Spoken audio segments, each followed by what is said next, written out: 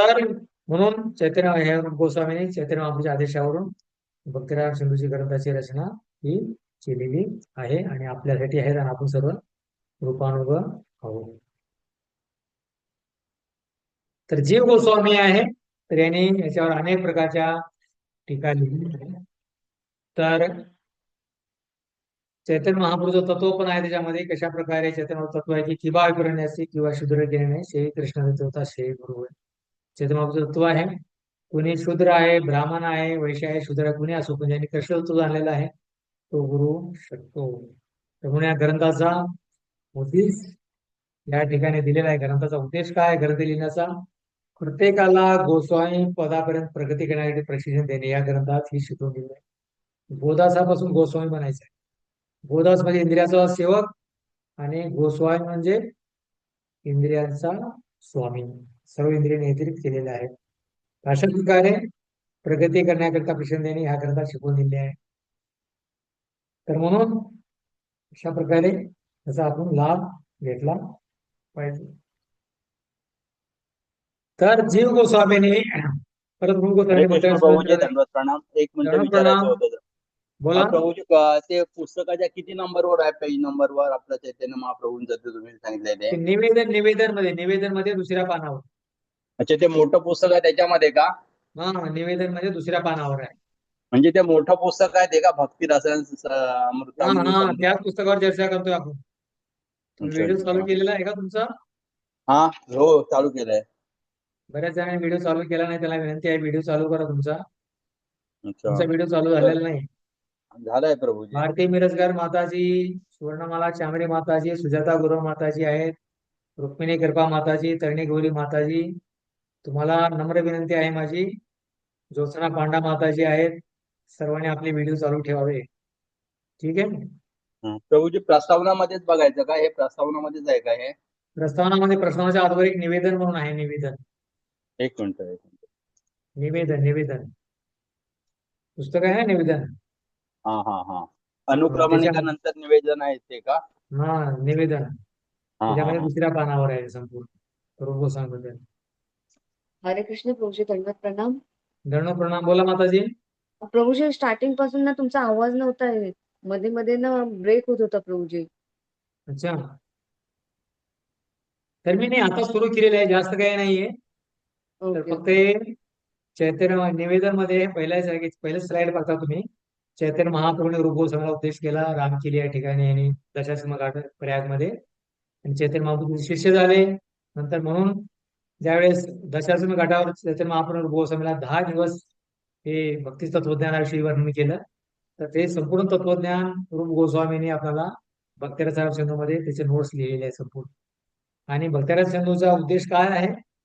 तर आपल्याला मार्गदर्शन करण्यासाठी रूप गोस्वामींनी कृष्ण भक्तिरस सिंधू ग्रंथाची रचना केली आहे. मग कृष्ण भावनामध्ये सांगितले सदस्यांनी आपण कृष्ण भावना सदस्य आहोत संपूर्ण.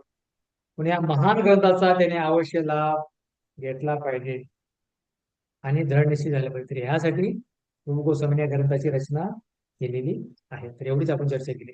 तर तिसरं आहे जीव प्रभूजी, 4 गोस्वामी गोष्टी दुर्गम. कोणत्या करायला सांगितल्या? 4 चैतन्य गोष्टी महाप्रभू कोणत्या त्यांना की करायला? शास्त्राचं लिखाण करा, त्याचे वितरण करा, नंतर मंदिराची स्थापना करा, आणि तिसरं कार्य आहे की आरच्या विग्रहाची ही स्थापना करा, त्याची पूजा अर्चा करा. एक तर आहे शास्त्राचं अध्ययन करा आणि रचना करा. दुसरा आहे लुप्त देवस्थान आहे त्यांना शोधून काढा, वृंदावन सारख्या ठिकाणी राधा गोविंद देव, राधा मदन मोहन. तिसरा आहे मंदिराची स्थापना करा, आरच्या विग्रहाची मंदिर बांधा, आणि चौथा आहे आरच्या विग्रहाची स्थापना करा.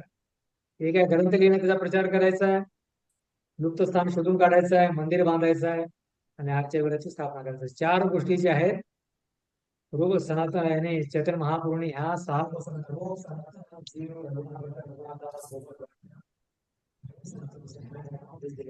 यामध्ये प्रमुख आहेत रूप आणि सनातन गोस्वामी. आणि आता आपण जे आहे रूप गोस्वामी यांनी जे प्रसिद्ध ग्रंथ लिहिलेला आहे, जेणेकरून आपल्याला भक्तीमध्ये प्रगती करण्यासाठी आपल्याला मदत करतोय.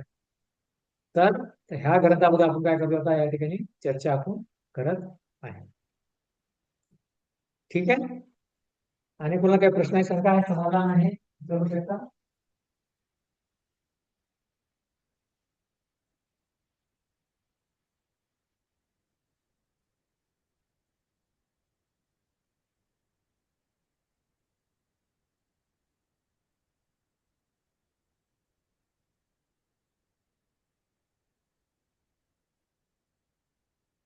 तर ठीक आहे, चैतन्य महाप्रभू रूप गोस्वामी त्यांचे शिष्य आहेत. नंतर आपण हे रूप गोस्वामीने भक्तिरसाची रचना केली.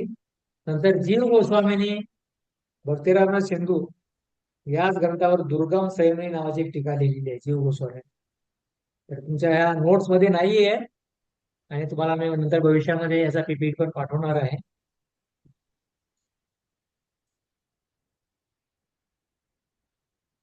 तर जीव गोस्वामींनी याच ग्रंथावर दुर्गम संयमी नावाची टीका लिहिलेली आहे. नंतर पुढे आहे विश्वनाथ चक्रवर्ती ठाकूर, हे वरिष्ठ आचार्य चैतन्य महाप्रभूच्या नंतर आलेले. तर त्यांनी 4थ्या शतकामध्ये त्यांनी चैतन्य महाप्रभू गेल्या विश्वनाथ चक्रवर्ती ठाकूर आहे भक्तिसार प्रदर्शनी याच ग्रंथावर टीका लिहिली आहे. मी चर्चा केलेली आहेत, बरेच भक्त गेल्यास होते, त्यांना वाटलं की प्रभूजी परत काय सांगतो, तर जे फार विस्तारित रूपामध्ये आम्ही चर्चा करण्याचा प्रयत्न करत आहोत. तर भक्तराज सिंधू बिंदू यांनी ते 2 पुस्तकं लिहिलेली आहेत. नंतर मथुरा गौडीय समिती यांनी क्लोज के क्लोस्टो मेरे हे ग्रंथ त्याने लिहिलेला आहे. नंतर पुढे आहे मुकुंद दास, चैतन्य महाप्रभूच्या लिहिलेले भक्त आहेत. तर त्यांनी अर्थ रत्नाप्य दीपिका भक्तराज सिंधू या ग्रंथावरच टीका लिहिलेली आहे. नंतर भक्ती विनोद ठाकूर, जे भक्ती सिद्धांत ठाकूर महाराजांचे वडील आहेत, त्यांनी जैव धर्म हा ग्रंथ उपलब्ध आहे. तर त्यावर त्यांनी टीका लिहिलेली आहे. म्हणजे भक्तिरसामी सिंधू बद्दल त्यांनी टीका लिहिलेली आहे. 7वाय बन महाराज हे भक्ती सिद्धांत ठाकूर महाराजांचे शिष्य आहेत. वृंदावनमध्ये पण त्यांचं निवासस्थान आहे. पण त्यांनी पहिले होते, त्यांनी इंग्रजी आवृत्ती लिहिलेली आहे पूर्व विभाग, आणि आपण पण पूर्व विभागाबद्दल आपण काय करतोय, चर्चा करतोय. नंतर पुढे 8वा आहे डेव्हिड अब्राहिमन यांनी संपूर्ण इंग्रजी आवृत्ती लिहिली आहे. तर हे संपूर्ण काय आहे, निवेदन मध्ये आहे, संपूर्ण विस्तारित नाहीये, पण सारांश मध्ये त्या भक्तांनी केलेलं की जे वर्णन केलेलं आहे, म्हणून ते कोणत्या पुस्तकामध्ये तुम्हाला हे मिळणार नाहीये निवेदन मध्ये. श्रील प्रभुपादांनी आपण जे नेक्टर ऑफ डिव्होशन घेतो भक्तिरसामी सिंधू म्हणतोय, तर त्याचं हे लिखाण केलेलं आहे. आणि 10वा आहे धनुर्धर गोस्वामी वेव्स ऑफ डिव्होशन, हे पण प्रभुपादाचे शिष्य आहेत. तर त्याच्यावर हे केलेलं आहे. आणि 11वा आहे भानु गोस्वामी, भानुस्वामी महाराज हे चेन्नईमध्ये प्रचार करतात. तर त्यांनी भक्तिरस सिंधू श्लोकासहित, आता ह्या पुस्तकामध्ये कुठल्याही प्रकारचा श्लोक नाही, कारण प्रभुपादांनी संपूर्ण कथारूप आपल्याला हे केलेलं आहे. तुम्हाला समजतंय बरोबर का? माझी भाषा फास्ट चाललेली आहे का स्लो चाललेली आहे, सांगू शकता तुम्ही? नाहीतर मी आणखी स्लो करेन. नाही, बरोबर आहे प्रभू, व्यवस्थित आहे प्रभू. ठीक आहे, फास्ट आहे का स्लो आहे का काय तुम्हाला? नाही, बरोबर आहे. बरोबर आहे, ठीक आहे. तर भानुस्वामींनी भक्तिरसामी सिंधू हा श्लोकासित ग्रंथ रचलेला, जर तुम्हाला पाहिजे तर श्लोक वाचायचे आम्हाला, तर त्या ग्रंथाचा आपण वापर करू शकता. आणि 11-12वा आहे शिवराम स्वामी, हे पण पूर्व शिष्य, त्यांनी शुद्ध चिंतामणी हा ग्रंथ लिहिलेला आहे. हे पण भक्तिरसामी सिंधूवरच आधारित आहे. तर हे त्याचा इतिहास होता, हे पुस्तकामध्ये नव्हतं, सारांशमध्ये. पण आता निवेदन जे आहे, आम्ही प्रमुख जे पुस्तक तुमच्या समोर दिलेलं निवेदन मध्ये पान नंबर 19-20 पासून सुरू आहे. तर याच्यामध्ये वर्णन आहे, आता निवेदन मध्ये सारांश आहे या ग्रंथाचा इतिहास. ह्या ग्रंथाचा इतिहास काय आहे, 4 पान नंबर 20 वर जे आहे 2-1 आणि 20 मध्ये वर्णन आहे की कशा प्रकारे ह्या ग्रंथाचा अर्थ आहे की भक्ती रस अमृत सिंधू, या ग्रंथाला म्हणलेला आहे की भक्ती रस अमृत सिंधू. तर 4 शब्द आहेत भक्ती. तर भक्ती म्हणजे काय आहे, संस्कृत शब्दाचा अर्थ आहे, संस्कृत शब्दाचा अर्थ भक्तीचा अर्थ आहे की भक्तिमय सेवा, प्रेमय भगवंताची सेवा करणे, हा भक्ती शब्दाचा अर्थ आहे. जर कोणी म्हणतो की भक्ती भक्ती, तर भक्ती शब्दाचा अर्थ आहे की भगवंताची प्रेममय सेवा करणे. आणि कशा प्रकारे सेवा करू शकतो भगवंताची? 9 प्रकारे भगवंताची सेवा करू शकतो. तर ही आहे भक्ती. दुसरा आहे रस, तर फार महत्वपूर्ण आहे रस बद्दल. तर पॅराग्राफ मध्ये या ठिकाणी वर्णन आहे की रसाबद्दल पण वर्णन आहे, भक्ती रसाबद्दल. भक्ती या संस्कृत शब्दाचा अर्थ भक्तिमय सेवा असा आहे. प्रत्येक सेवेत काहीतरी आकर्षक विषय असते, ते जे ती सेवा करण्याच्या सेवकाला करण्यासाठी पुन्हा प्रेरणा देत राहते. या जगातील आपण प्रत्येक जण सतत कोणत्या तरी सेवेत सदोदित मग्न असतो, आणि त्या सेवेतून मिळणारा आनंद सेवा पुन्हा प्राप्त करण्यासाठी आपल्याला प्रेरित करत असतो. पत्नी आणि मुलाशिवाय स्नेह असल्यामुळे एक कुटुंबाचा मनुष्य दिवस रात्र कष्ट करतो. त्याचप्रमाणे दुसरा मनुष्य संपूर्ण मानव समाजाकरता कष्ट कसतो असतो. तर एखादा देशभक्त आपल्या देश उद्देशात भागाकरता कार्य करत असतो. मानवप्रेमी, कुटुंबप्रेमी, देशप्रेमी यांना कार्य करण्यासाठी प्रेरित करणारी शक्ती रस म्हणून ओळखली जाते. रस म्हणजे स्वाद किंवा रुची आहे, टेस्ट आहे. ऊसाचा रस, आंब्याचा रस आणि प्रकारचे रस पितो ना, त्यामध्ये रुची आपल्याला निर्माण होते. तर हे लोक जे आहेत त्यांना याच्यामध्ये रस आहे. मानवप्रेमी, कुटुंबप्रेमी, देशप्रेमी, रस, रुची किंवा आवड आहे म्हणून त्यांना रस ओळखला जातो. या रसाची अथवा स्नेह संबंधाची चव अतिशय मधुर असते. त्याला मधुर लागणार नाही तर कार्य करणार नाही कधी. म्हणून भौतिक कार्य करणाऱ्या भोगवादी लोकांना तो एक रस चांगला मिळतो, त्यापेक्षा भक्ती रस पूर्णपणे निराळा असतो. तर या ठिकाणी वर्णन केलं आहे की भक्ती रस आणि भौतिक रस, तर दोघांमध्ये अंतर आहे. भक्ती रस काय आहे? भक्ती रस या जीवनानंतर सर्व नाश होऊन जाईल संपूर्ण. भौतिक रस पण भक्ती रस आहे कधी नाश होणार नाही. नेहा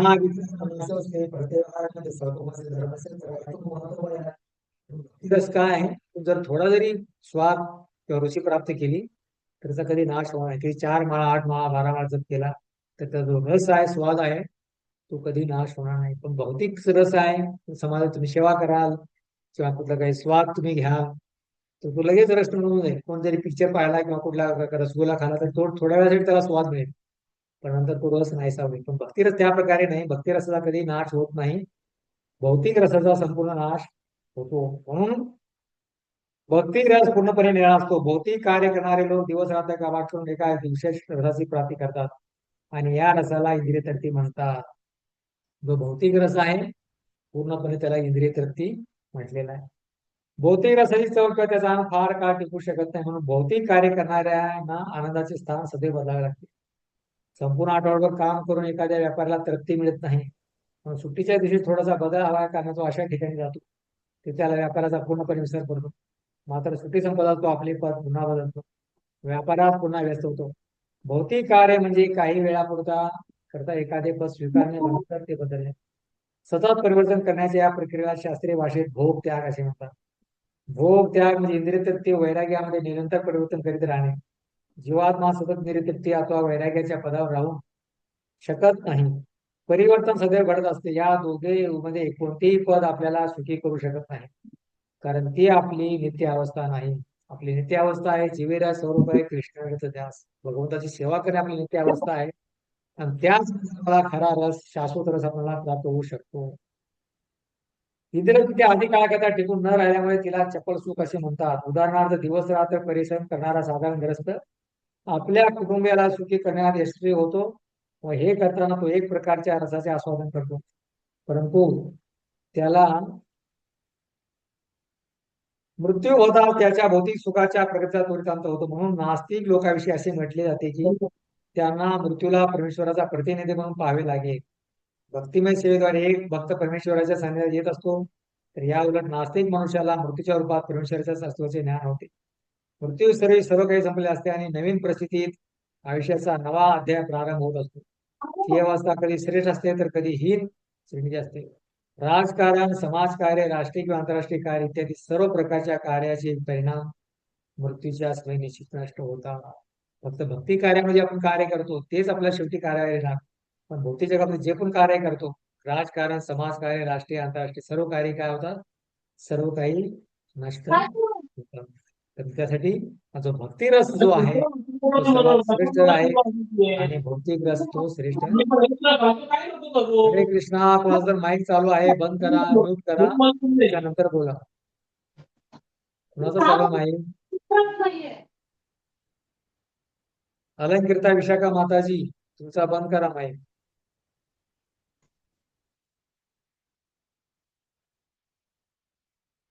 आणि कोण आहे का जसं माईक चालू आहे ते, जेणेकरून आपला वेळ वाया जाणार नाही.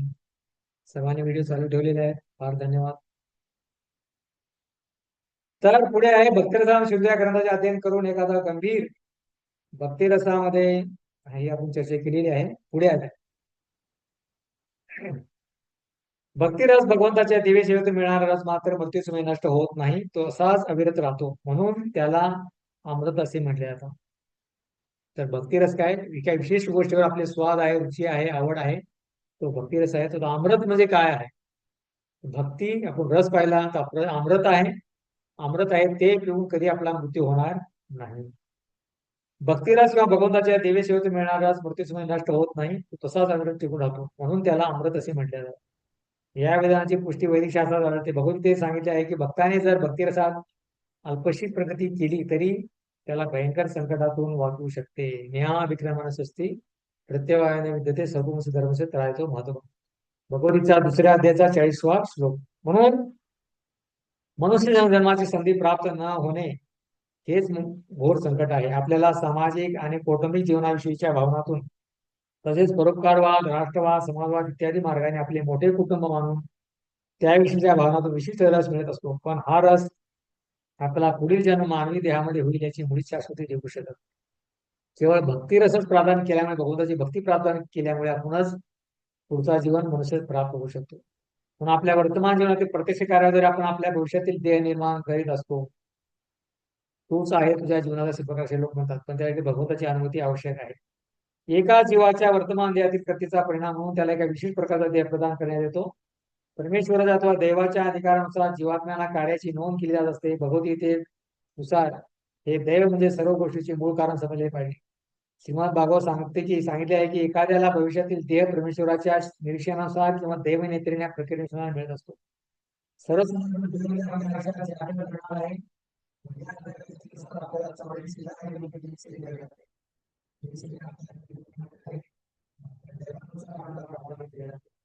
प्रभूजी आवाज नाही येते तुमचा. जर आपले शरीर कृष्ण भक्तीच्या कार्यात मग्न असले तर आपण पुढचा जन्म निदान मनुष्य होणार हे निश्चित. कृष्ण भक्तीमध्ये कार्यरत असलेल्या मनुष्याला भक्तियोगाची सर्व कार्य करण्यात जरी अपयश आले तरी त्याला समाजात श्रेष्ठ वर्गात जन्म घेण्याची संधी मिळते, जेणेकरून तो कृष्ण भावनेत आपोआप प्रगती करू लागतो. सारांश: कृष्ण भावनेमध्ये केलेली सर्व प्रमाणे कर्मे अमृत किंवा शाश्वत आहेत. भक्तिराज सिंधू या ग्रंथाची हीच विषय वस्तू आहे. काय आहे? अमृत प्रदान करणे. भक्तिराज सिंधू ग्रंथ काय करतोय? आपल्याला अमृत प्रदान करतोय. जर भक्तीचा रस जो आहे तो अमृताप्रमाणे आहे, तर तेच आपण प्राशन केलं तर आपला मृत्यू होणार नाही, आणि मृत्यू जरी झाला तर पुढच्या जन्मामध्ये चांगला मनुष्य जन्म प्राप्त होईल, आणि त्या ठिकाणी आपण झालेली जी भक्ती आहे चांगल्या प्रकारे करू शकतो. कर्मना देव नेत्रे भागवतचा श्लोक आहे अशा प्रकारे. तर या जीवनामध्ये आपण अमृत पिऊन पुढचा भविष्यातील देह आपण निर्माण करू शकतो. आणि सिंधू म्हणजे सागराप्रमाणे आहे. सागरामध्ये अनंत सागर आहे. जो भक्ती रस जो अमृताने भरलेला आहे तो सागराप्रमाणे आहे. आणि या ग्रंथाचे अध्ययन करून आपण 5 निरनिराळ्या रसामध्ये प्रवेश करू शकतो. भक्ती रसाचं आस्वादन करून 5 प्रकारे निरनिराळ्या रसामध्ये काम करू शकतो. तर हा 4 शब्द हे कोणासाठी आहेत? सारांशमध्ये बोललेला आहे की भक्ती रसामृत सिंधू हा ग्रंथ कोणासाठी आहे? तर जे कृष्ण भक्तीमध्ये प्रगती करू इच्छितात तर त्यांसाठी हा ग्रंथ लिहिलेला आहे.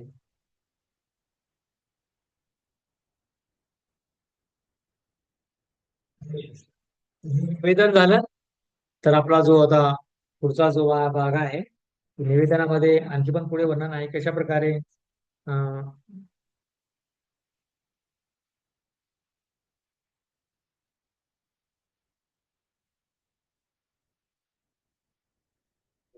तर आणखी थोडा विषय राहिलेला याच्यामध्ये. भक्तराज सिंह ग्रंथ अध्ययन करून गंभीर विद्यार्थी भक्तराज नित्य कार्यरत व्हावे आणि अशा प्रकारे कृष्णाचा अंग करून आपले जीवन मंगलमय करू शकतो. तर हे निवेदन मध्ये आहे. तर पुढे आहे आणखी थोडे 2 आहेत पॅरेग्राफ. त्या प्रकारे एखादे बालक सर्वप्रथम आपल्या आई वडिलांवर प्रेम करते, नंतर भावा बहिणीवर प्रेम करते, आणि त्याची जशी वाढ होत तशी आपल्या परिवार, समाज, देश इत्यादी अखिल मानव समाजाकरता प्रेम करू लागतो. पण सर्व मनुष्यावर प्रेम करून त्याची प्रेम प्रवृत्ती संतुष्ट होत नाही. सर्वश्रेय प्रेम करण्यायोग्य वस्तू कोणतीही ज्ञान नसेपर्यंत त्याची प्रवृत्ती अपूर्णतेने संतुष्ट होत जाते. आपण जेव्हा भगवान श्रीकृष्णावर आपले प्रेम केंद्रित करतो तेव्हा आपले प्रेम सर्व प्रकारे संतुष्ट होत असते. 5 निरनिराळ्या रसामध्ये श्रीकृष्णावर प्रेम कसे करावे हीच भक्तिरसावर सिंधू या ग्रंथाची शिकवण आहे. भक्तिरसावर सिंधू कोणासाठी आहे? कृष्ण भावनेमध्ये प्रगती करू इच्छितात त्या भक्तासाठी आहे. आणि प्रेम कसे करावे 5 रसामध्ये, तर ह्या प्रेम कसे करायचं तरी भक्तिरसावर सिंधू या ग्रंथाची मुख्य शिकवण आहे. 5 वेगळ्या रसामध्ये भगवंतावर कसं प्रेम केलं पाहिजे तर ह्याची शिकवण या ग्रंथामध्ये दिलेली आहे. म्हणून आपली प्रेम प्रवृत्ती वायू किंवा प्रकाशाच्या स्पंदनाकडे विस्तारित होत जाते, पण ती कुठे समाप्त होते हे मात्र आपल्याला माहित नाही. भक्तराजा सिंधू हा ग्रंथ आपल्याला ही कला शिकवतो की कसे आपण श्रीकृष्णावर प्रेम करण्याच्या सोप्या पद्धतीने समस्त इंद्रियावर निर्दोष प्रेम करू शकतो. योग्य मार्ग माहीत नसल्यामुळे अगदी संयुक्त राष्ट्रसंघाच्या स्थापनेसारखे महान प्रयत्न करूनही आपण मानव समाजात सुखी शांती प्राप्त करू यशस्वी ठरलो अपयशी ठरलो. हा मार्ग अतिशय सोपा आहे. एखाद्याने शांत डोक्याने त्याचा अंगीकार केला पाहिजे. एवढेच पुढे आहे. पूर्णपणे भगवान श्रीकृष्ण यांच्यावर प्रेम करण्याची साधी व सोपी पद्धत. भगवंतावर कसे प्रेम करावे तर हे भक्तराज सिंधू या ग्रंथात आपण शिकू शकतो. जर आपण भगवान श्रीकृष्णावर प्रेम करण्यास शिकलो तर मग इतर सर्व जीवावर विनावर एकाच वेळी प्रेम करणे सहज शक्य आहे. ही क्रिया झाडाच्या मुळाशी पाणी घालण्यासाठी आहे आणि उदराला अन्न पुरवण्यासाठी. यथा तरुण म्हणून तर प्रेरित असं भुजू शका. बरेच सर्व लोक म्हणतात की हिंदू मुस्लिम भाई भाई सर्व भाऊ आहेत. पण त्यांना समजलं पाहिजे आपला पिता कोण आहे. जर पिता एक असेल तर सर्व भाऊ आहेत. जर पिताच माहित नाही आपल्याला तर आपण भाऊ कसा असलो. तर त्यासाठी जर पिता म्हणजे कृष्ण आहे तर कृष्णाबरोबर आपण कशा प्रकारे पाक रसामध्ये प्रेम केलं पाहिजे तर याची शिकवण आपल्याला भक्तराज सिंधू या ग्रंथामध्ये संपूर्ण दिलेली आहे. तर शेवटूनच्या पानाच्या पहिल्याच्या पॅरेग्राफ मध्ये आहे शेवटून दुसरा पॅरेग्राफ. कोणी वाचू शकतंय का माताजी? प्रभूजी, भगवानांना आपण पिता मानतो ते फक्त हिंदू लोकच मानतील ना, मुस्लिम आणि ख्रिश्चन नाही मानणार. तर मुस्लिम म्हणतात की आमचा मोहम्मद आहे, ख्रिश्चन म्हणतात का कोण आहे येशू ख्रिस्त आहे, ते त्याला पिता मानतात. पण ते जिसस स्वतः म्हणतात की मी सन ऑफ गॉड आहे, मी भगवंताचा पुत्र आहे. आणि मोहम्मद म्हणतात की मी भगवंताचा संदेश वाहक आहे. अशा प्रकारे स्वतः कधी भगवंत त्यांनी म्हटलेलं आहे. पण आणि कृष्ण म्हणतात की मी सर्व जीवाचा पिता आहेत. पण बाकीचं कोणी म्हटलं नाही कृष्ण पिता आहे अशा प्रकारे मोहम्मद संदेश वाहक आहेत आणि येशू ख्रिस्त जे आहेत भगवंताचे पुत्र आहेत. पण स्वतः भगवंत ते नाहीयेत. ते मानत नाही, ठीक आहे. बरेच लोक असं मानत नाहीत, त्याला आपण काय करू शकत नाही. पण कमीत कमी आपण त्याचा स्वीकार केला पाहिजे. आपण काय केलं पाहिजे तर ते फार महत्वपूर्ण आहे. ठीक आहे. तर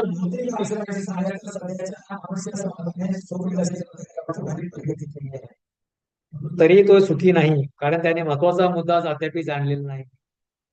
केवळ भौतिक सुखसाधनाचा उपयोग करून आपण सुखी होऊ शकत नाही. याचे उत्तम उदाहरण म्हणजे अमेरिका आहे. जगातील सर्वात श्रेष्ठ देश. या देशात भौतिक सुखाची सर्व साधने असूनही इथे एक अशा प्रकारचा समाज निर्माण होत आहे ज्याचे नागरिक पूर्णपणे गोंधळून गेलेले आहेत, वैफल्यग्रस्त आहेत. मी अशा गोंधळून गेलेल्या लोकांसमोर एक निवेदन करू इच्छितो की त्यांनी भक्तराज सिंधू या ग्रंथात मार्गदर्शन केल्याप्रमाणे भक्तिमय सेवेची कला अवगत करावी. तर कृपाद हे जे भक्तराज सिंधू ग्रंथ लिहित आहेत तर ते कृपादानी हा जो ग्रंथ आहे त्याच्यामध्ये कॅलिफोर्नियामध्ये प्रपादाने या ग्रंथ लिहिले. शेवटी निवेदनच्या शेवटी आपण पाहतोय कॅलिफोर्नियामध्ये लिहिलेलं आहे. आणि प्रपात अमेरिकेमध्ये लोकांना म्हणतात की अमेरिका एवढा सरळ देश आहे आणि एवढी प्रगती झालेली आहे, पैसा भरपूर आहे, रस्ते चांगले आहेत, लोकांचं आयुष्यमान सर्व चांगलं आहे, पण लोक सुखी नाही आहेत. म्हणून भौतिक ऐश्वर्याने जीवनामध्ये आपण सुख प्राप्त करू शकत नाही. तर म्हणून सर्व जे अमेरिकन सरकार आहे ते पण गोंधळून गेलेलं आहे की ह्या लोकांना एवढं धन आहे सर्व आहे, पण हे लोक हिप्पी आहेत, सर्व घरदार सोडून रस्त्यावर का असे दारू पिऊन अशा फिरतात अशा प्रकारे.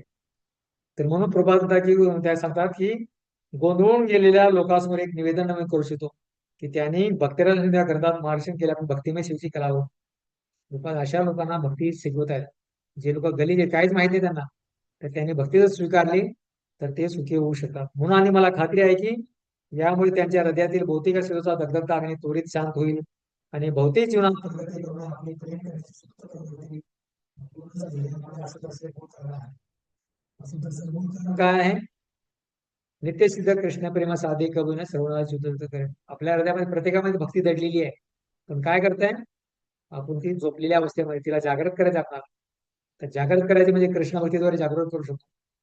भक्ती दडलेलं तरच तू सुखी होईल नाही, नाहीतर झोपलेल्या अवस्थेमध्ये तो जागृत झोपलेला असेल तर कधी तू सुखी होणार नाही. भद्रांची कोणत्याही भौतिक जीवन पद्धतीची निंदा करत नाही. तुम्ही ठीक आहे ऐश्वर्य कमवा, संशोधन लावा, काही करा, त्याची निंदा करत नाही. तर तो धार्मिक लोक, तत्वज्ञानी व साधारण लोकांना भगवान श्रीकृष्ण प्रेम कसे करावे हे शिकवण्याचा तो प्रयत्न करतो. भक्तराज सिंधू मध्ये कोणाची निंदा करत नाही ते, हे चुकीचं आहे, मुस्लिम ख्रिश्चन हे चुकीचे हे सांगत नाही. तर म्हणतोय की साधारण लोकांना भगवान श्रीकृष्ण कसे प्रेम करावे, भक्ती रस अमृत सिंधू, भगवंतावर कसं प्रेम करायचं आहे हे आपला भक्तरस ग्रंथ शिकवतो आपल्याला. एखाद्याने भौतिक त्रासांना जीवन औषध जगावे, परंतु त्याच वेळी श्रीकृष्णावर प्रेम करण्याची कला सुद्धा शिकावी. आज आपण प्रेम कसे करावे यामध्ये इतक्या नवनवीन पद्धती निर्माण करीत आहोत, परंतु वास्तविक मूळ मुद्दा आपल्या लक्षात आलेला नाही की तो म्हणजे भगवान श्रीकृष्ण. आपण झाडाचे मूळ सोडून इतर सर्व भाग पाणी घालत आहोत, आपले शरीर सुव्यवस्थित ठेवण्याचे सर्व प्रयत्न करीत आहोत, परंतु उदरास मात्र आनंद येत नाही. श्रीकृष्णाला विसरणे म्हणजे आत्मसेवा करण्याला विसरतो. खरा आत्मसाक्षात्कार भगवान श्रीकृष्ण साक्षात्कार एकाच वेळी होत असतो. उदाहरणार्थ पहाटे उठल्यावर स्वतःला पाहणे म्हणजे सूर्यप्रकाशाला पाहणे होय, कारण सूर्यप्रकाशात पाहिल्या वेळा आपण स्वतःला पाहू शकत नाही. त्याचप्रमाणे जोपर्यंत एखाद्याला श्रीकृष्ण साक्षात्कार होत नाही तोपर्यंत आत्मसाक्षात्कार प्रश्नच उद्भवत नाही. तोपर्यंत सांगणार नाही की आपले पिता भगवान श्रीकृष्ण आहेत, त्यांची प्रेममय सेवा केली पाहिजे.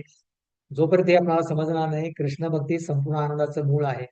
म्हणजे कुठलेही कार्य केलं, संशोधन करा, काही करा, समाजसेवा, देशसेवा, राष्ट्रसेवा, परमेश्वर काही करा, समाजात शांती प्राप्त होणार नाही. त्या प्रकारे झाडाच्या मुळाला आपण पाणी घालून तर संपूर्ण झाड सुखरूप आनंदित सर्व होईल. तर त्याच प्रकारे कृष्ण भक्ती सर्वांचं मूळ आहे. जोपर्यंत कृष्ण भक्ती करणार नाही तोपर्यंत आपण कृष्ण भगवंत आहेत, त्यांची भक्ती करणं माझ्या जीवनाचा उद्देश आहे हे जवळ समजणार नाही तोपर्यंत समाधानी होणार नाही. तर शेवटचा भाग आहे निवेदन मध्ये, भक्तरसाचा हा ग्रंथ विशेष करून कृष्णावर संघातील सदस्याकरता प्रस्तुत केलेला आहे, जे कृष्ण भक्ती दीक्षा घेतलेली आहे आणि काय करतायत, प्रगतीमध्ये प्रगती करायची आहे त्यांना, त्यांच्यासाठी दिलेला आहे. पाचव्या देशामध्ये कृष्णावर संघाचे कार्य करणाऱ्या माझ्या सर्व मित्रांचा व शिष्यांचा मी अत्यंत आभारी आहे. विशेष करून माझा प्रिय शिष्य श्रीमान जयानंद ब्रह्मचारी यांनी दिल्या देखील मी त्यांचे आभार मानू शकतो. इस्कॉन प्रेसचे निरीक्षक यांचेही मी आभार मानतो, कारण त्यांनी ग्रंथाच्या प्रकाशनाकडे विशेष प्रयत्न केलेले आहेत. हरे कृष्ण. भक्तिवेदांत स्वामी एप्रिल 13 एप्रिल 1977 मुख्य सचिवालय 3464 वाट सिकाय अव्हेन्यू लॉस एंजेलिस कॅलिफोर्निया. तर कृपादान हे अमेरिकेमध्ये याचे निवेदन लिहिलं आहे भक्तिरसाम सुद्धा ग्रंथाचं. अशा प्रकारे आपण इतिहास, ग्रंथाचा इतिहास, रूप गोस्वामी, सनातन गोस्वामी, चैतन्य महाप्रभूची भेट, रूप गोस्वामी हा ग्रंथ का लिहिला, त्यांना प्रेरणा कशी मिळाली, नंतर या ग्रंथाचा सारांश 4 शब्द, भक्ती, भगवंताची प्रेमय सेवा, रस, त्या विशेष गोष्टीबद्दल आपली आवड, आणि अमृत, जो भक्तीचा जो रस आहे तो अमृताप्रमाणे आहे, त्याचा कधी नाश होत नाही आणि तो अमृत पिऊन व्यक्ती जीवित होतो, कधी मृत्यू होत नाही. सिंधू म्हणजे सागर. आणि हा ग्रंथ कृष्ण भावनामधील जे भक्त आहेत, जे भक्तीमध्ये प्रगती करायची इच्छा आहे, त्यांसाठी हा ग्रंथ त्यांनी दिलेला. तर हे आपण निवेदन पाहिलं. तर प्रस्तावनामध्ये पण पूर्ण पाहणार आहे, कारण गेल्या वेळेस आपण प्रस्तावनामध्ये काही चर्चा केली नव्हती.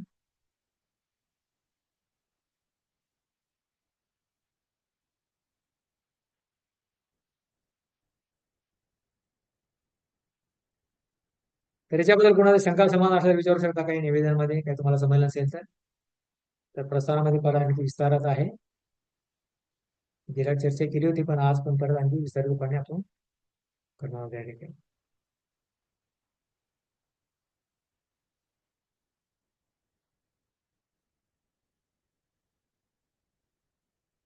ही आहे प्रस्तावना. सामान्य भक्ती तुमच्याकडे नोट्स मध्ये दिलेला आहे, संपूर्ण प्रस्तावनामध्ये सामान्य भक्तीबद्दल दिलेला आहे.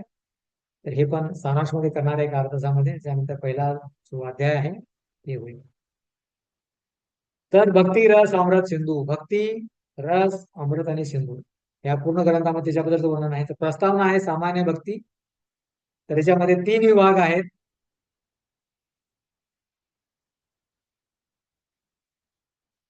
त्यामध्ये 3 विभाग आहेत. एक आहे मंगलाचरण, मंगलतेला आव्हान आहे. दुसरा आहे ग्रंथ विभाग आणि तिसरा आहे शुद्ध भक्तीची व्याख्या. पूर्ण भक्तिरसाम सिंधू मध्ये 3 विभाग आहेत, मंगलाचरण, ग्रंथ विभाग आणि शुद्ध भक्तीची व्याख्या. तर हे 3 विभाग ह्या भक्तिरसाम सिंधू मध्ये आहेत. आता पहिला आहे मंगलाचरण. मंगलाचरणामध्ये 3 विषय आहेत.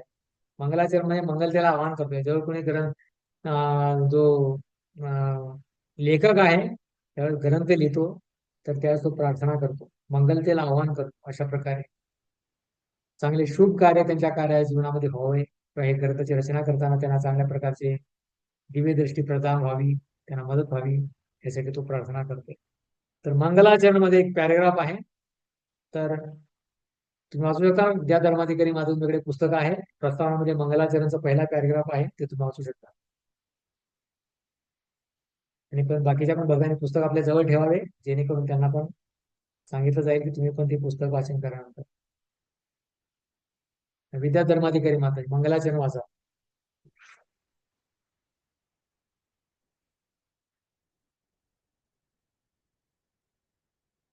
वाचा माता, प्रस्तावनामध्ये आहे, पहिल्या पानावरच पहिला पॅरेग्राफ सापडला.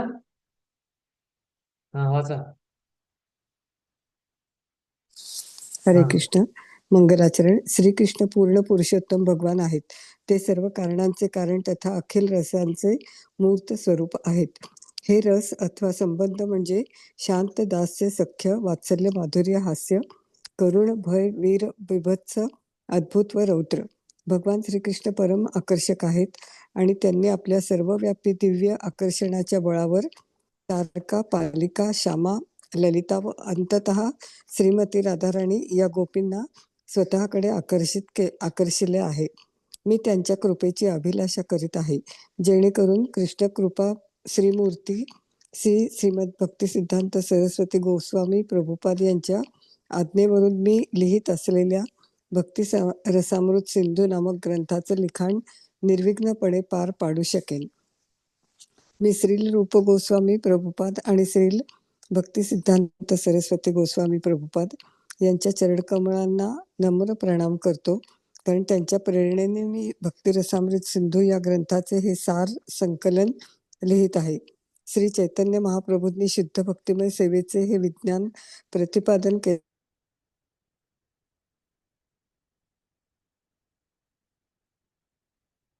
केले होते. त्यांचे 500 वर्षापूर्वी पश्चिम बंगाल अवतार धार्मिक कृष्णावर संघाचे प्रचार कार्य केले होते. ठीक आहे माताजी, धन्यवाद. तरी